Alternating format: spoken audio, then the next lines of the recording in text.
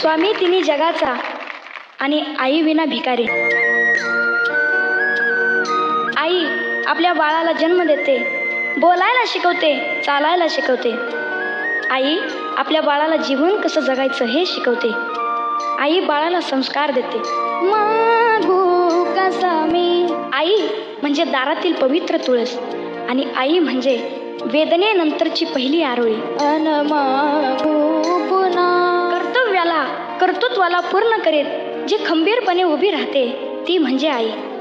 आपल्या बाळाच्या मुखात जाणारा घास पाहून जिची भूक नाहीशी होते ती म्हणजे आई.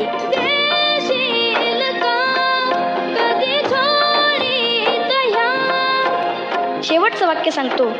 आयुष्यात जी आपल्या बरोबर असताना तिची किंमत कधीच कळत नाही आणि ती गेल्यानंतर तिच्याशिवाय कशालाच किंमत उरत नाही, तिला आई म्हणतात.